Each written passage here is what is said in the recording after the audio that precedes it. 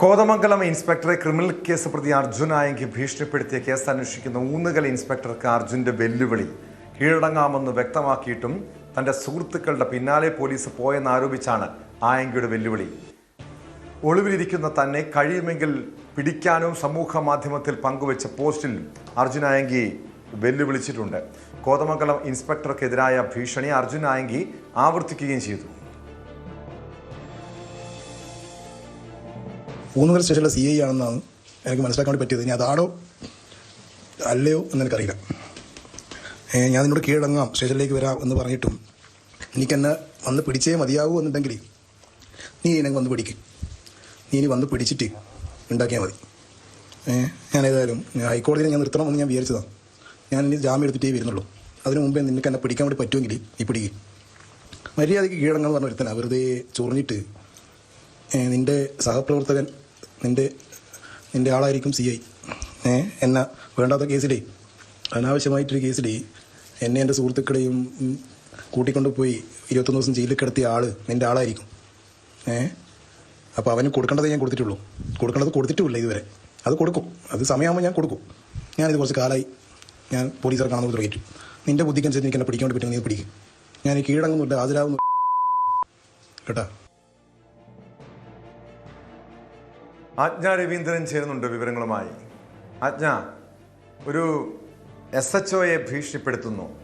ആ കേസ് അന്വേഷിക്കുന്ന ഇൻസ്പെക്ടർക്ക് നേരെ വെല്ലുവിളി. ഇന്നലെയാണ് അർജുൻ ആയങ്കിയുടെ, കഴിഞ്ഞ ദിവസമാണ് അർജുൻ ആയങ്കിയുടെ ജാമ്യാപേക്ഷ കോടതി തള്ളുന്നത്. അതോടുകൂടി പോലീസ് ഇയാളെ അറസ്റ്റ് ചെയ്യാനുള്ള നീക്കം ആരംഭിച്ചു. പക്ഷെ തൊട്ടു പിന്നാലെ തന്നെ, അതായത് ഇന്നലെ വൈകിട്ടോടുകൂടി തന്നെ, ഇന്നലെ ഒരു ഉച്ചയ്ക്ക് ശേഷം തന്നെ അർജുൻ ആയങ്കിയുടെ വെല്ലുവിളി ഭീഷണി പോസ്റ്റുകൾ ഫേസ്ബുക്കിൽ വരുന്നു. തുടർന്ന് ഓഡിയോ സംഭാഷണം. ഇന്നലെ രാത്രിയോടുകൂടിയും അർദ്ധരാത്രിയോടുകൂടിയും വീണ്ടും വെല്ലുവിളി. ഈ കേരള പോലീസ് ഇനിയും ഇയാളെ അങ്ങനെ അഴിഞ്ഞാടാൻ വിടാമോ? എവിടെയുണ്ടെന്ന് കണ്ടെത്തേണ്ടതല്ലേ? പോലീസ് അർജുൻ ആയങ്കിയുടെ വെല്ലുവിളി ഏറ്റെടുത്താൽ മാത്രം പോരാ, ഇയാളെ പിടിച്ച് അകത്തിട്ടാൽ മാത്രം പോരാ, കാപ്പ കേസിൽ ഇനി പുറത്തിറങ്ങാനുള്ള സാഹചര്യം ഉണ്ടായിരുന്നു. ഈ നാട്ടിലെ ഒരു നിയമം നടപ്പാക്കേണ്ട പോലീസ് ഉദ്യോഗസ്ഥർക്ക് പോലും ഇതാണ് സ്ഥിതിയെങ്കിൽ അർജുൻ ആയങ്കിയെ പോലുള്ള ക്രിമിനലുകൾ പുറത്തിറങ്ങിയാൽ എത്രത്തോളം അപകടകരമായിരിക്കും ഈ നാട്ടിലെ സാഹചര്യം?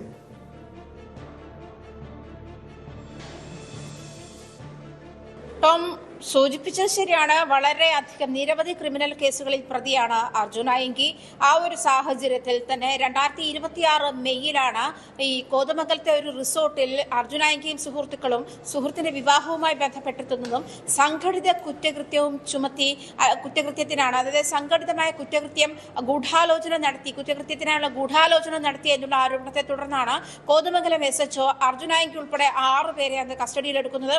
അതിനുശേഷം 21 ദിവസം ജയിൽവാസം. അതിനുശേഷമാണ് അർജുൻ ആയങ്കി പുറത്തിറങ്ങുന്നത്. പുറത്തിറങ്ങിയ ശേഷമാണ് ഇത്തരത്തിൽ കോതമംഗലം SHOയ്ക്കെതിരെ ഭീഷണി സന്ദേശം അയച്ചത്. അതിന്റെ കേസിലാണ് ഇപ്പോൾ ഊന്നുകൽ CIക്ക്, അതായത് ഈ കേസുമായി ബന്ധപ്പെട്ട് ഇത്തരം ഭീഷണി സന്ദേശം അയച്ചതുമായി ബന്ധപ്പെട്ട് ഫേസ്ബുക്കിൽ അത്തരത്തിലൊരു ഭീഷണി സന്ദേശം കുറിച്ചിടുകയായിരുന്നു.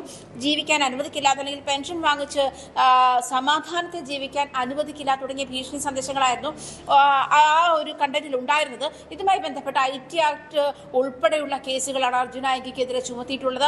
ആ കേസുമായി ബന്ധപ്പെട്ടാണ് അർജുൻ ആയങ്കി ഹൈക്കോടതിയെ സമീപിക്കുന്നത് മുൻകൂർ ജാമ്യാപേക്ഷയുമായി ബന്ധപ്പെട്ട. പക്ഷേ കഴിഞ്ഞ ദിവസം ഹൈക്കോടതി ആ മുൻകൂർ ജാമ്യാപേക്ഷ തള്ളുന്നു. പ്രധാനമായും കോടതിയുടെ നിരീക്ഷണം അർജുൻ ആയങ്കിക്കെതിരെ ഗുരുതരമായ ആരോപണങ്ങളാണ്. അതായത് ഈ ജാമ്യം അനുവദിക്കാൻ പറ്റാത്ത തരത്തിലുള്ള ഗുരുതരമായ ആരോപണങ്ങളാണ് അർജുൻ ആയങ്കിക്കെതിരെ പ്രഥമ ദൃഷ്ട്യാ കാണുന്നത്.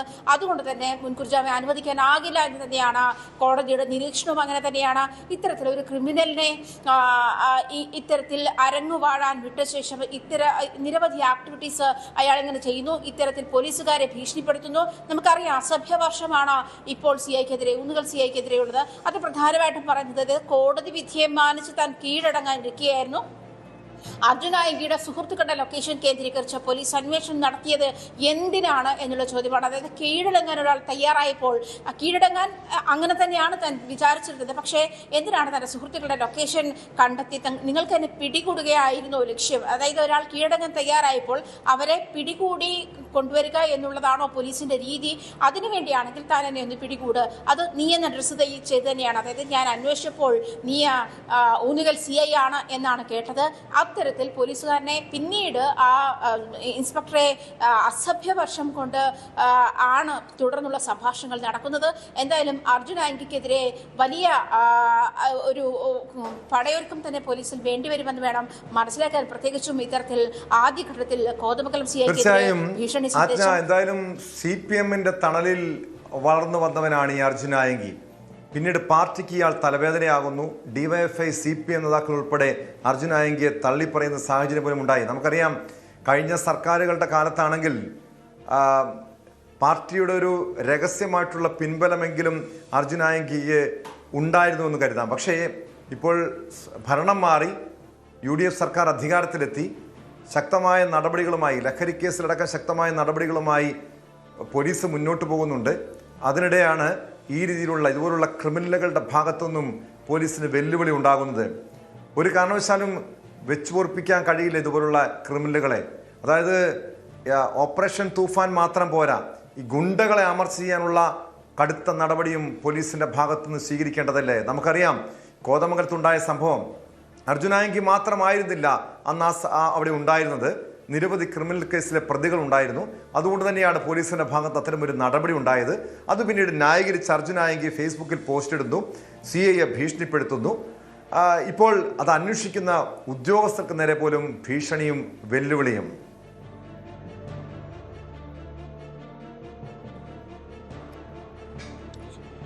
ഇതിലെ പ്രധാനപ്പെട്ട ഒരു കാര്യമെന്ന് പറയുന്നത് 2 CIമാർക്കെതിരെയാണ് ഇത്തരത്തിലൊരു വലിയ ഭീഷണിയും വെല്ലുവിളിയുമായി അർജുൻ നായങ്കി രംഗത്തെത്തിയിരിക്കുന്നത്. പ്രത്യേകിച്ചും ഇതിൽ തനിക്ക് ആരെയും ഭയക്കേണ്ടുന്ന സാഹചര്യമില്ല എന്നുള്ളതും മാത്രമല്ല, ഈ കൊലവിളി ആയിട്ടാണ് അർജുൻ നായങ്കി രംഗത്തെത്തിയിരിക്കുന്നത്. ആദ്യഘട്ടത്തിൽ കോതമംഗലം CIക്കെതിരെ, അതിലാണ് നിലവിൽ കേസുള്ളത്. കോതമംഗലം CIക്കെതിരെ കൊലവിളി സന്ദേശമാണ് അയച്ചത്. ഫേസ്ബുക്കിൽ പെൻഷൻ വാങ്ങിച്ച് ജീവിക്കാൻ അനുവദിക്കില്ല എന്ന് തന്നെയായിരുന്നു. ഇപ്പോൾ രണ്ടാമത്തെ ആളോടും പറയുന്നത് തന്നെയാണ്. ആ വോയിസ് മെസ്സേജിൽ നമുക്ക് കേൾക്കാം, കൃത്യമായിട്ട് പറയുന്നുണ്ട്. അതായത് ഈ കൊടുക്കാമെന്ന് വിചാരിച്ചിരിക്കുന്ന ആളുകൾക്ക് കൊടുത്തിരിക്കും, അങ്ങനെ തന്നെയാണ്. അത് ആദ്യഘട്ടത്തിലുള്ള ആൾക്ക് ഞാൻ ഇതുവരെ കൊടുത്തിട്ടില്ല. അത് കോതമംഗലം CIയെ ഉദ്ദേശിച്ചിട്ടാണ് പറയുന്നത്.